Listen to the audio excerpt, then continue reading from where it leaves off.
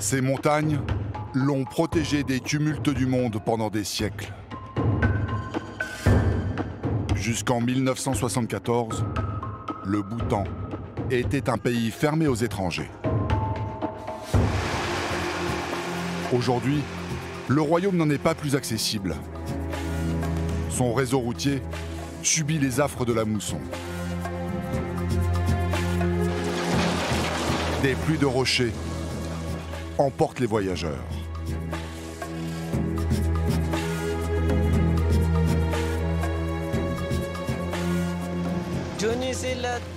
J'ai un peu peur là, surtout quand je conduis en haute montagne, à cause des précipices. Les Bhoutanais passent en une fraction de seconde de la peur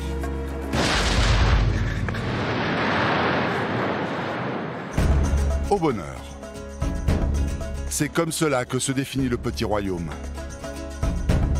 Tout son mode de vie est basé sur un savant équilibre entre tradition, préservation de la nature et surtout l'humain passe avant le profit. Ici, c'est vraiment le pays du bonheur. Enfin, sur les pistes, ce n'est pas vraiment le nirvana.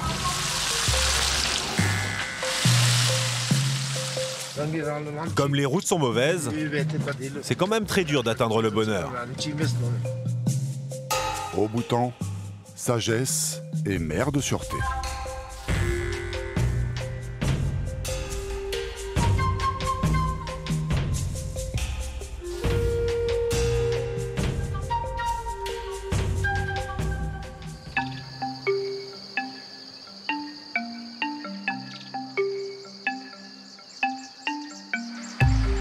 Les transports bhoutanais sont un peu comme des pochettes surprises. Il y a bien une heure de départ. Reste à savoir quand ils toucheront leur destination finale. La route est aventureuse dans les montagnes. Afin de tenir le coup, Tenzin, comme tous les chauffeurs, mâche un excitant local, équivalent à la coca en Amérique du Sud. On appelle ça le dama. Et les feuilles, c'est du bétel. On en fait une boule, le douni, et on la mâche. Le bétel permet de rester éveillé malgré la fatigue. Une protection complétée par une autre, plus aléatoire.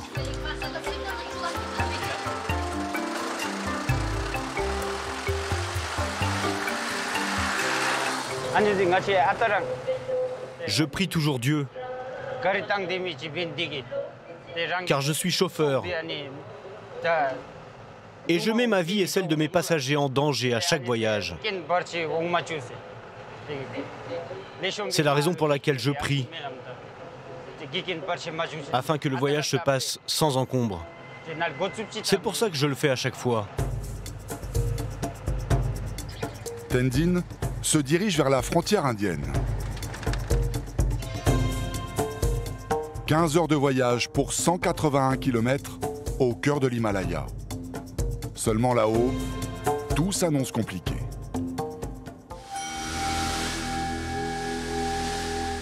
Nous sommes en plein mois d'août. La mousson et ses pluies torrentielles se déchaînent.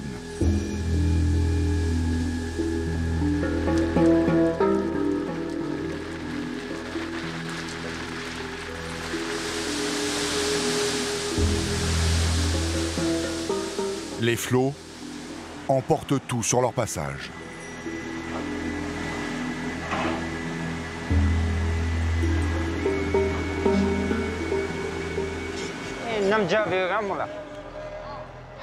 Le problème au Bhoutan, ce n'est pas la pluie, mais les ravages qu'elle produit, les glissements de terrain.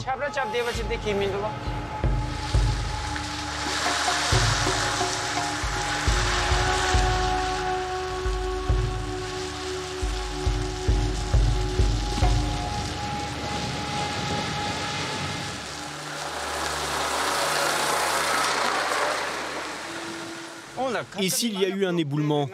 Les pelleteuses n'ont pas pu réouvrir la route. Ils ont dû utiliser des explosifs. C'était il y a un mois. La route a été bloquée 2 jours. Mais ici, c'est vraiment dangereux. Il y a beaucoup d'accidents. Il y a quelques jours, un camion est tombé dans le ravin. Et le chauffeur est mort sur place. Il faut dire qu'à 3000 mètres d'altitude, la brume s'abat sur les montagnes sans prévenir.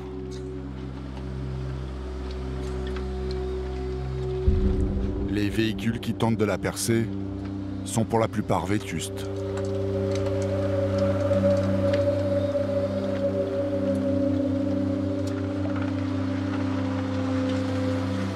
Phares inexistants ou mal réglés leur font faire le grand plongeon, quand ce n'est pas la mécanique qui lâche.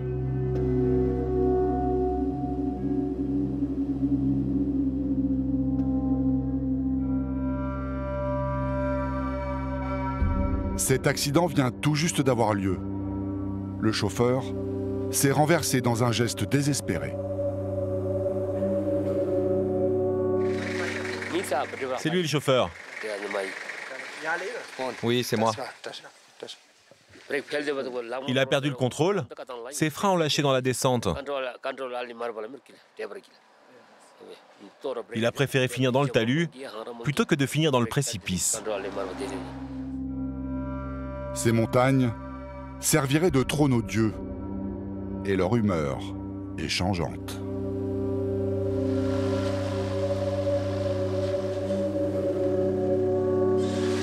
Tenzin accélère. Il veut rejoindre au plus vite le vieux chaman.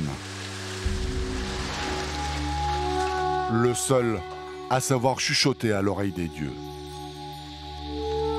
Tous les jours, l'homme tente d'enrayer l'hécatombe des accidents de la route grâce à ses contacts mystiques. Ça, c'est mon temple. Il a été construit il y a plus de 30 ans. Le chaman protège tous les voyageurs qui en font la demande. Ce temple est dédié à Shiva. Les raisons pour lesquelles on a construit ce temple ici, c'est qu'il y a beaucoup d'accidents. À cet endroit, un homme aurait vu Shiva, juste après avoir eu un accident. La route venait d'ouvrir. Shiva lui aurait parlé, lui aurait dit de construire un temple ici. Depuis, je prie le Seigneur Shiva et bénis toutes les voitures.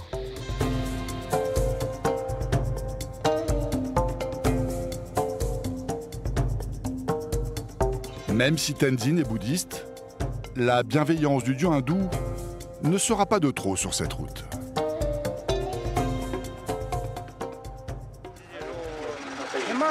La plupart des véhicules s'arrêtent ici pour recevoir une bénédiction et que le voyage se passe bien. C'est la coutume.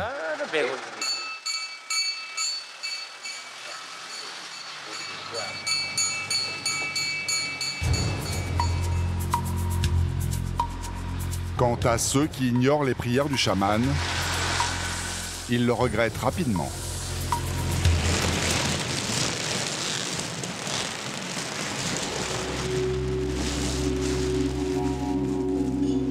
Comme ce camion, il est en mauvaise posture.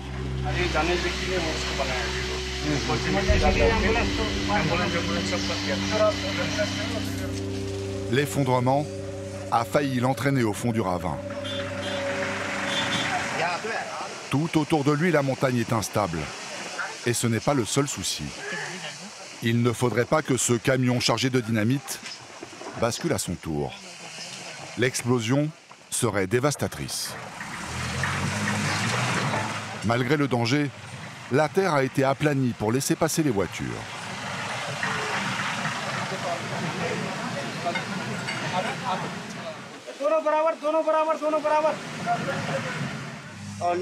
On va faire venir une autre pelleteuse. Elle va être attachée à la première pendant qu'on remblait. Normalement, ça va régler le problème. Pour le remettre droit, la pelleteuse va soulever le côté du camion qui penche. Et les hommes vont remplir le vide avec de la terre. Comble de l'ironie, l'engin qu'ils transportent allait dégager la route quelques kilomètres plus loin.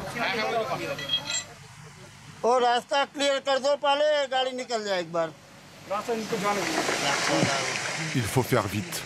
Les chutes de pierre sont incessantes.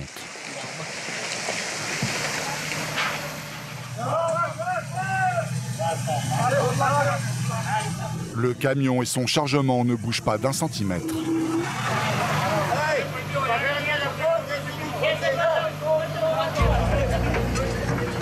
Les ouvriers tentent alors d'enlever la terre de l'autre côté du camion.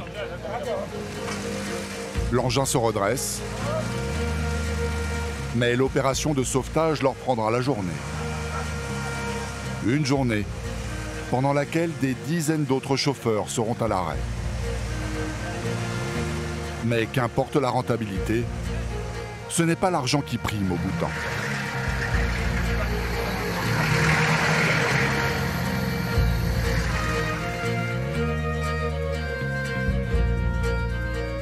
C'est un royaume à part.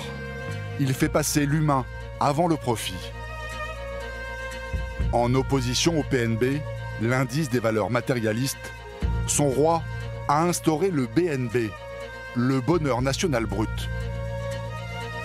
Ce drôle d'indice préserve la culture du pays. Les habits traditionnels sont obligatoires en public.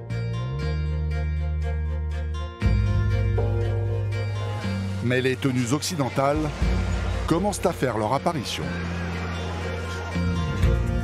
L'autre priorité, c'est la sauvegarde de l'environnement. Le Bhoutan est en passe de devenir le premier pays à n'utiliser aucun pesticide. La mondialisation ne doit pas causer de dégâts à ses richesses, l'eau et la forêt qui couvrent 72% du pays. Interdiction de couper un arbre sans autorisation royale.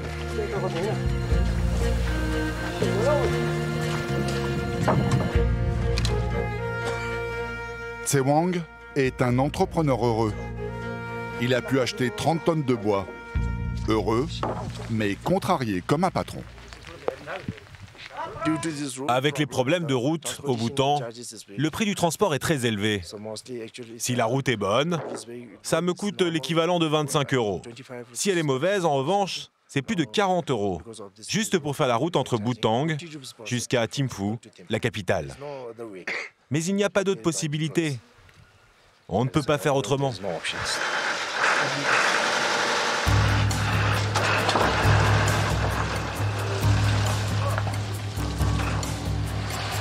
Si ces 3 camions volaient comme la tigresse d'un moine légendaire au Bhoutan, Thimphu, la capitale, se trouverait à seulement 86 km. Mais là, son convoi va devoir avaler 271 km, dont 79 de piste. Rinchen, l'un des chauffeurs, n'est jamais tranquille quand il prend la route.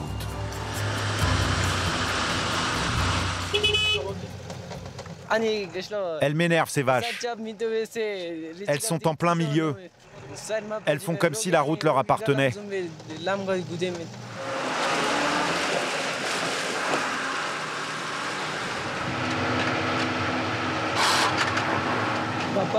Sur ce genre de route, on ne peut conduire qu'en première, rarement en seconde. Et je peux encore moins passer la 3e. Le problème, c'est que ça consomme énormément, sans parler de la pollution. Pas terrible pour une nation qui se veut écolo. Mais cette fumée n'a que peu d'importance. Le Bhoutan est le seul pays au monde à absorber plus de carbone qu'il n'en rejette. Il faut dire que son industrie est inexistante. Tout est quasiment importé, comme les pièces de rechange.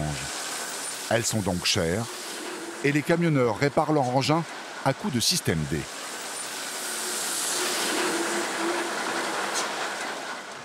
Le compteur ne fonctionne plus. De toute façon, les policiers ne vérifient jamais l'intérieur de nos véhicules. Juste un petit contrôle visuel. Les phares, les clignotants, les pneus. Et comment vous faites pour contrôler la vitesse? Je me débrouille. Je connais bien mon camion. Et j'estime ma vitesse à vue de nez.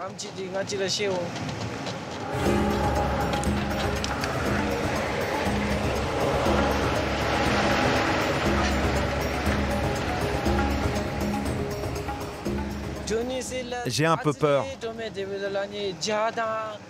surtout quand je conduis en haute montagne, à cause des précipices.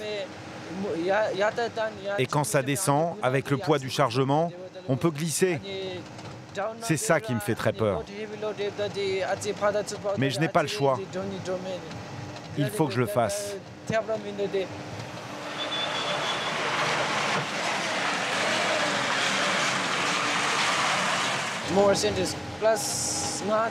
J'ai étudié jusqu'en 5e. Et j'ai arrêté l'école parce que je trouvais ça inutile. Donc pour gagner ma vie, j'ai appris à conduire les camions. Et maintenant, c'est mon métier. Aujourd'hui, trouver du travail au Bhoutan, c'est dur, même quand tu as fait des études. Son salaire de la peur, 300 € par mois. C'est déjà 100 de plus que la moyenne du pays. 20 km plus tard, Rinchen et ses camarades font une halte pour laisser refroidir les freins. Ces décorations, on les appelle Pema Meto, fleurs de lotus. Bouddha est surtout là pour nous protéger. Ce camion ressemble à un être humain avec ses yeux. Tous les camions au Bhoutan sont comme le mien. Les 3 camionneurs vont patienter un petit peu, histoire de voir si leur patron qui les suit les rattrape.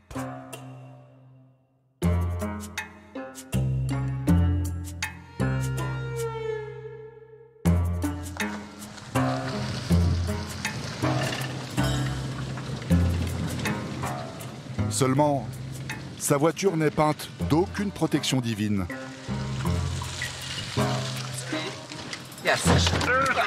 Tse Wang a bien du mal avec sa petite citadine.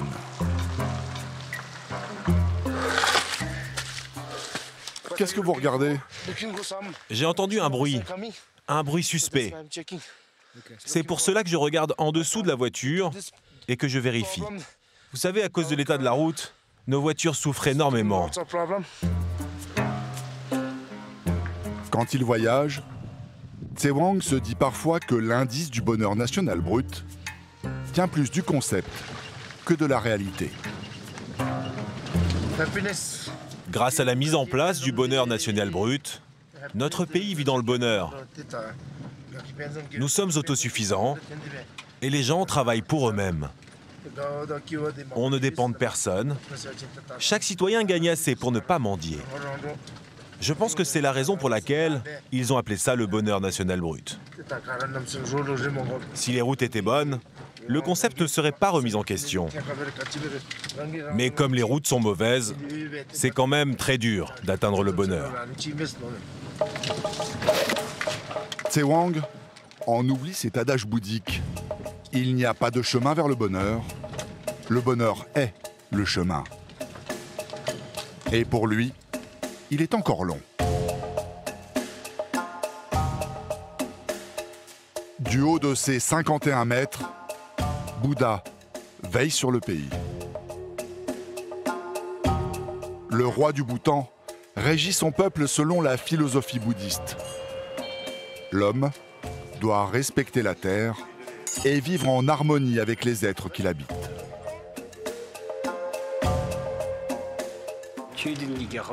Je prie pour me réincarner sur cette terre de la bienveillance. Le royaume préserve les Bhoutanais de la société de consommation. Dans la capitale, Thimphu, les chaînes de fast-food et les panneaux publicitaires sont interdits. Comme les cigarettes, il est permis de fumer, mais uniquement chez soi. Et une fois par semaine, la ville est rendue aux piétons. Les voitures ont interdiction de rouler. Le Bhoutan est le seul pays au monde à ne pas avoir de feu rouge. Ici, nous n'avons pas de feu tricolore. Et il y a une très bonne raison à ça. Notre pays est très petit et la population n'est pas très nombreuse. Vous savez, en plus, peu de gens ont les moyens de s'offrir une voiture. Il y a donc très peu de véhicules en circulation. Les feux tricolores ne serviraient donc pas à grand-chose.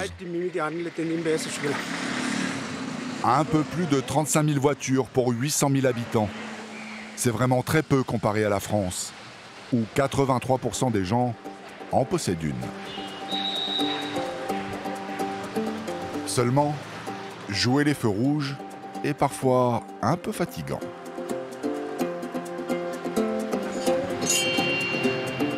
Mais la modernisation arrive à pas de loup. Jusque dans les années 70, le Bhoutan était un pays fermé au monde. La télé n'a été autorisée qu'en 1999. Et bien sûr, le petit écran en a mis un coup au bonheur national brut. Les Bhoutanais ont découvert l'Occident. Maintenant, le tir à l'arc, sport national, est en passe d'être détrôné. La nouvelle génération est devenue dingue de ballon rond. Il est fort probable que dans le futur, le football remplace le tir à l'arc, car de plus en plus de jeunes préfèrent ce sport. Le Bhoutan est un paradoxe. Il y a un stade, mais une partie des routes, elle, reste toujours à l'état de piste. Dans les montagnes, Tenzin et ses 17 passagers avancent tant bien que mal.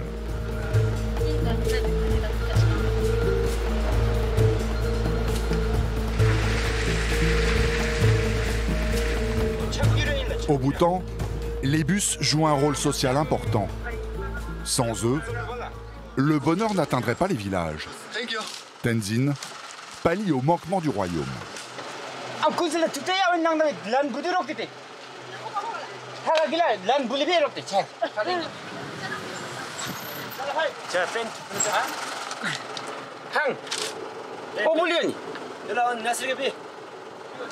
Vous êtes aussi facteur? Ouais, c'est mon deuxième métier. Ça, c'est des journaux. C'est toujours comme ça ici. Je sers aussi de facteur. Avant, il y avait la poste. Mais aujourd'hui, elle n'existe plus. C'est donc nous qui livrons le courrier.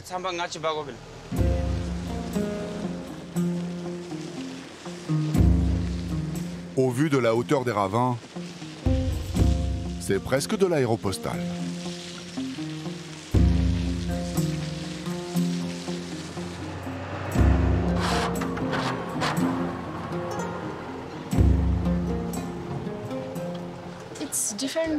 Le Bhoutan est vraiment différent des autres pays. Ce doit être dû au bouddhisme. On fait attention à notre environnement. Nous savons que le Bhoutan est joyeux et en paix. C'est un pays vert. Nous n'avons pas de problème comme dans les autres pays. Ici, c'est vraiment le pays du bonheur.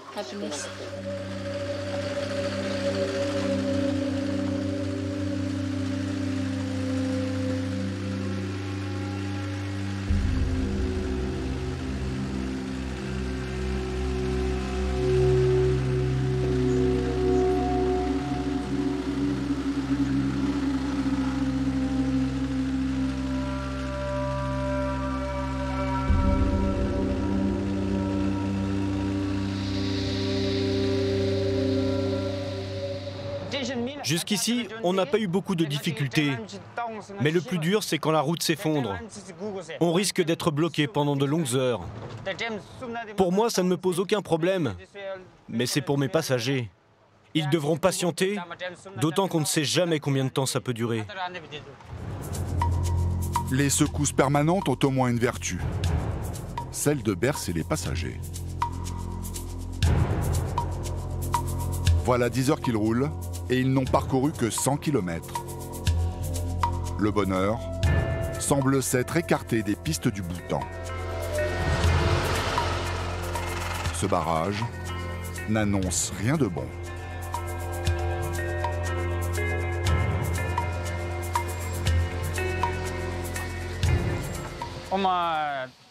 En fait, ça risque de prendre un peu plus de temps. Ils sont en train d'élargir la route. Et si tout se passe bien, ils devraient nous laisser passer vers 15 heures. Depuis la création de la première piste en 1961, les axes routiers sont en travaux perpétuels. La plupart ne comportent qu'une seule voie. Le Bhoutan tente de les élargir. Un travail périlleux. J'ai un peu peur de temps en temps. On va faire exploser la montagne, puis je dois tout déblayer. Et c'est quoi le risque? Le risque, c'est que tout s'écroule. Une partie de la montagne va disparaître. Toute la responsabilité de l'explosion repose sur les épaules de cette jeune femme. Yogida, 23 ans. Elle a eu la chance de faire ses études en Inde, mais il lui manque encore un peu de pratique. J'ai fait des études d'ingénieur des ponts et chaussées. Mais dans nos cours, il n'y avait pas de travaux pratiques sur l'explosif. Alors j'apprends tout ici.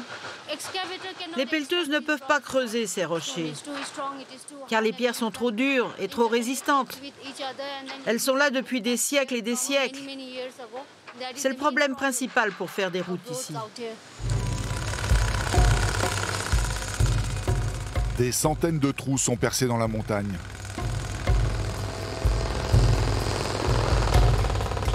Les ouvriers vont y glisser 400 bâtons de dynamite.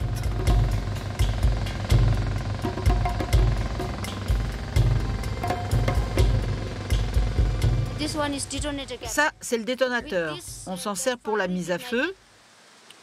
L'explosion se fait grâce à ce tout petit objet.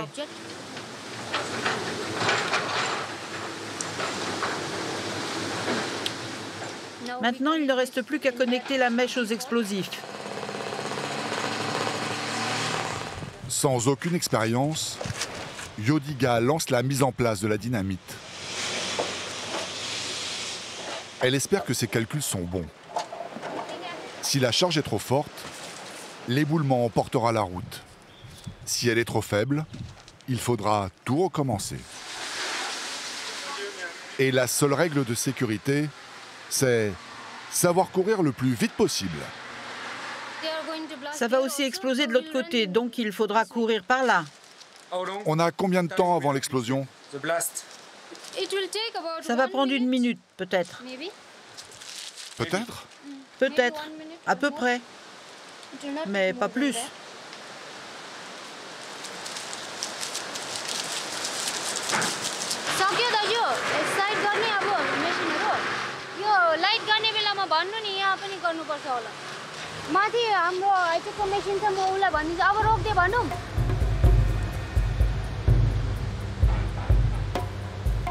On fait comme ça.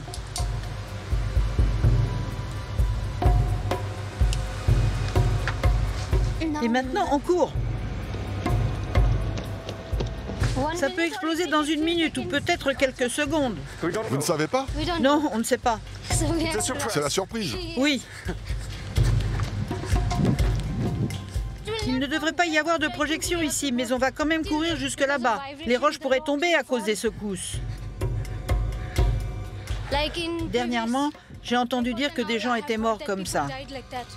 Le danger pèse aussi sur les automobilistes. Les secousses pourraient bien faire tomber ces rochers, fragilisés par les pluies.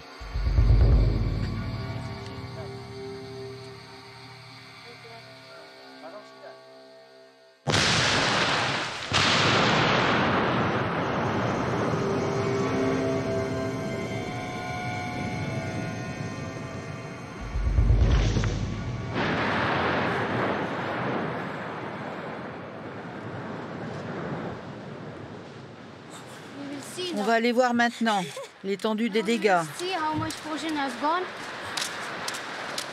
Oh mon Dieu! Yogida n'en revient pas d'avoir réussi son coup sans faire de dégâts.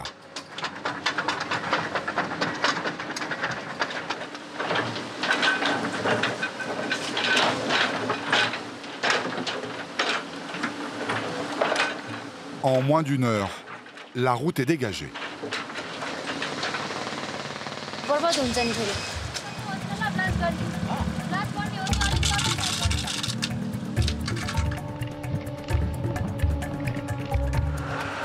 J'ai été un peu stressée quand la falaise s'est écroulée avec l'explosion. J'ai l'impression que votre mari, c'est tout le contraire de vous. Hé, réveille-toi. Tu as été stressée? Moi? Pas du tout.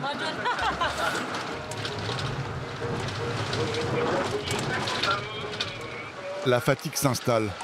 Tenzin a encore 80 km à parcourir. Une passagère lui prépare une feuille de bétel.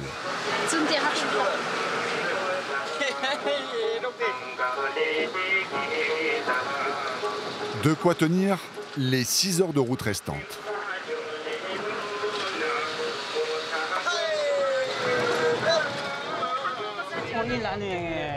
Ça, c'est des camps de travailleurs. C'est ici qu'ils vivent et qu'ils travaillent. On les appelle les Dantak. Ils travaillent à la maintenance de la route et se déplacent en fonction des besoins. Ils vivent comme ça, au bord de la piste. Afin de faire barrage aux ambitions chinoises sur son pays, le roi du Bhoutan s'est allié avec son autre grand voisin, l'Inde. Depuis les années 60, les Indiens fournissent donc les ingénieurs et une partie de la main-d'œuvre, ou plutôt des forçats, qui se tuent à la tâche. C'est le projet Dantak. Je suis indienne et j'habite juste à côté de la frontière du Bhoutan. Je travaille sur le projet Dantak depuis 5 ans. Je prends le bus pour rejoindre mon mari sur le chantier. On travaille sur la maintenance de la route. C'est dur, mais on le fait pour l'argent. Ces inlassables travailleurs, équipés d'outils dérisoires, sont des centaines à s'exténuer sur les routes pour 5 € par jour, sans aucune protection.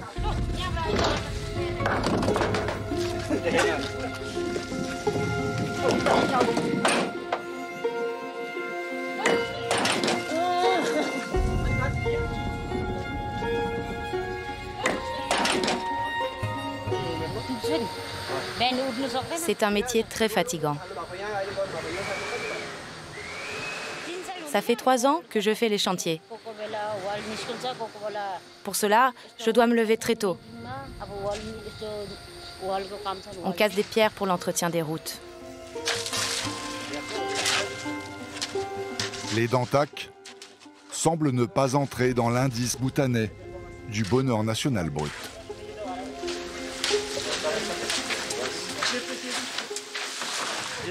On doit tout acheter, même notre nourriture.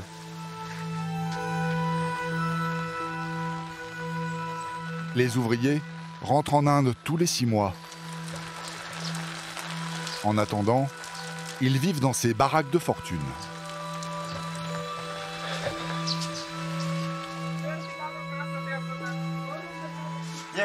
Regardez, c'est ici qu'on dort. On est 10 à dormir dans la même pièce.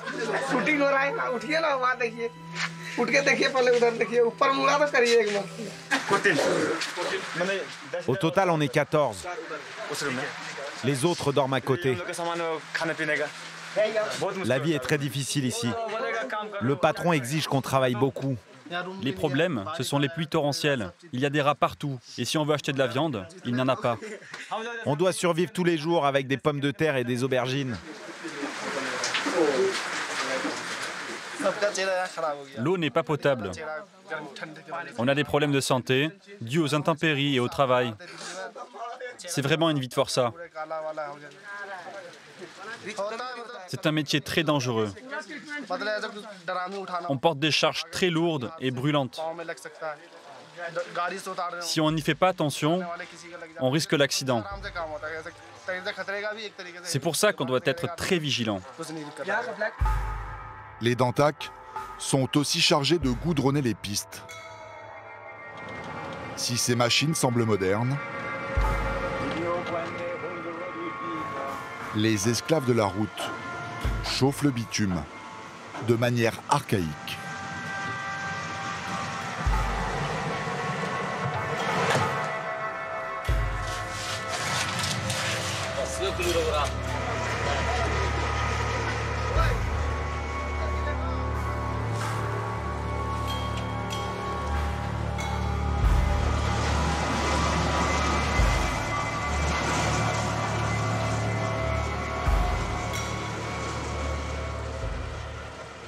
C'est très dangereux de travailler le goudron. Si tu tombes dans la cuve en feu, personne ne pourra te sauver, même pas Dieu. Les fumées sont toxiques, mais il faut bien que je gagne ma vie.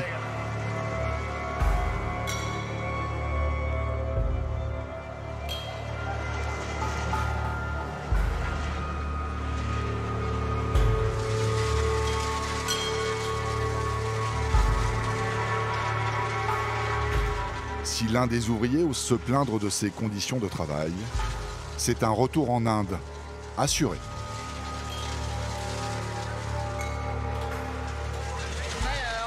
Regarde, on travaille comme ça. Mes habits sont la seule protection. On travaille tous les jours, mais sans savoir combien d'heures on va effectuer.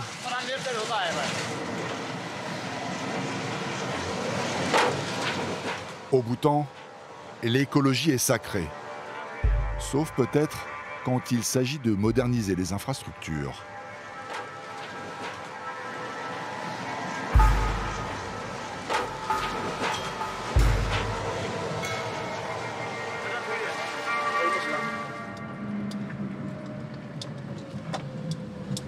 Sur la route qui mène à la capitale,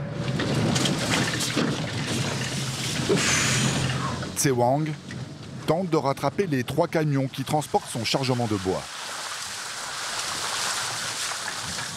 Mais sa petite voiture a bien du mal sur la piste. L'homme reste confiant. Il compte sur une aide divine pour y arriver. Lui, c'est Bouddha. Je le place toujours devant quand je voyage avec cette voiture pour avoir une belle journée. Je suis bouddhiste, c'est pour cela qu'il m'accompagne. Je le prie toujours pour ne pas que la chance me quitte, surtout avec ce genre de voyage. Effectivement, au Bhoutan, les ennuis ne sont jamais bien loin.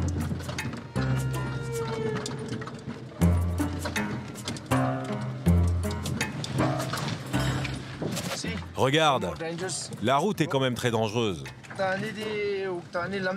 Quand on utilise ces mauvaises routes, les véhicules souffrent énormément. Il faut les amener à chaque fois au garage pour les réparer. Quand on répare d'un côté, ça finit toujours par casser de l'autre. Et puis surtout, ça nous coûte très cher.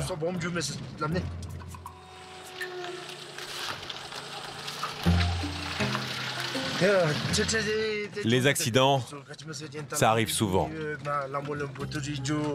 Surtout avec ce genre de petite voiture. On risque de glisser et puis on peut tomber dans le ravin.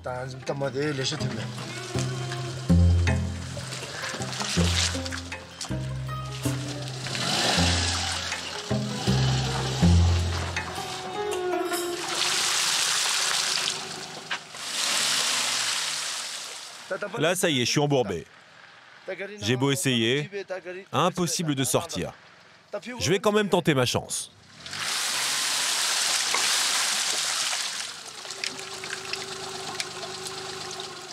Bon, eh bien, j'ai plus qu'à pousser.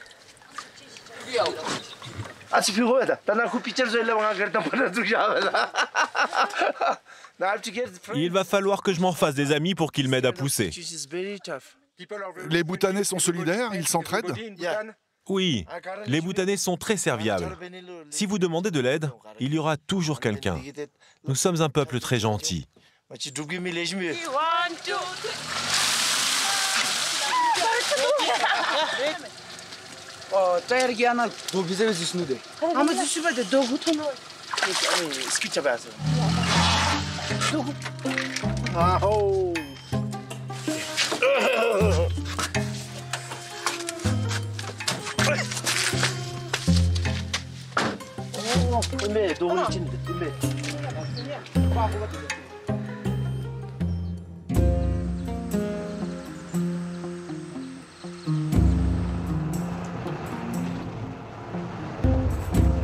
Pour Tenzin, les ennuis sont derrière lui. Ces quelques kilomètres de goudron apportent un peu de douceur sur la fin du voyage.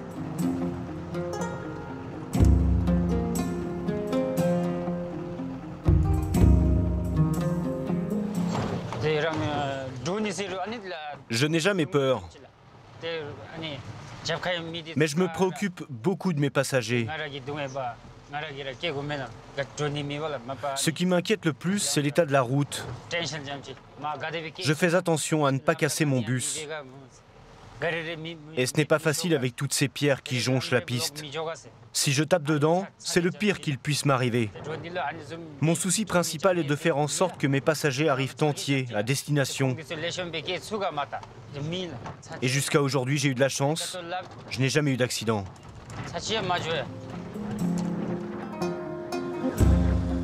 Après 15 heures de route, pour moins de 200 km, le bus touche enfin son but. Bye bye. Thank you very much. Tout en gardant le sourire, Tenzin recommencera le lendemain matin, en appréciant ses journées, où il rend service aux habitants des montagnes. Le chauffeur est une partie intégrante du bonheur national brut.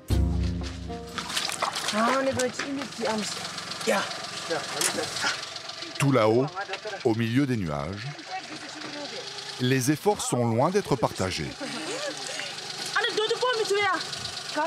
Tsewang reste au sec, quant aux autres, ils patouchent dans la boue.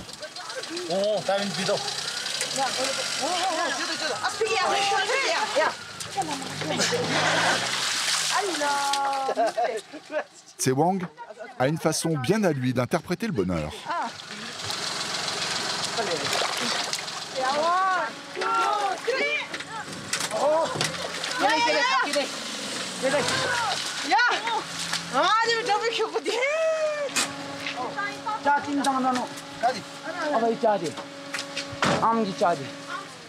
Ça devrait aller maintenant. Les Bhoutanais sont vraiment serviables. Ils sont là à chaque fois qu'on a besoin d'eux.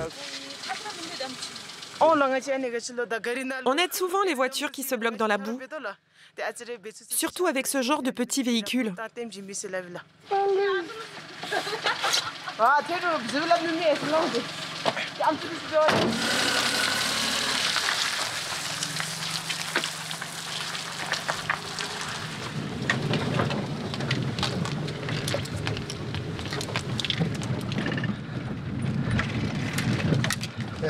Ce soir, en rentrant, il faudra vraiment que je passe au garage pour réparer ma voiture. À partir d'ici, la route est meilleure grâce au bitume. Et quand la route est meilleure, ça me rend heureux. Ça veut donc dire que nous pourrons aller plus vite. Car mes camions ont pris beaucoup d'avance et doivent m'attendre. La voilà peut-être la vraie leçon du bonheur. Tsewang se contente du meilleur, en oubliant très vite ses ennuis.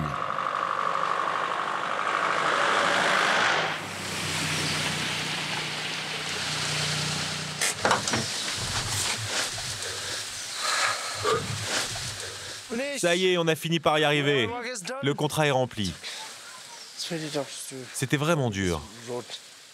C'est plus compliqué de faire des affaires au Bhoutan que dans d'autres pays? Oui, mais on le fait quand même.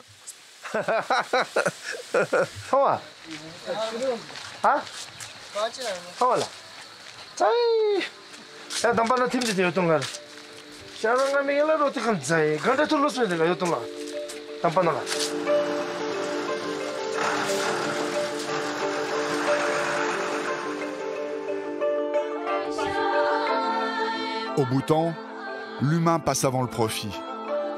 Ses habitants semblent réellement heureux, même s'ils sont nombreux à vivre avec seulement 1,50 € par jour.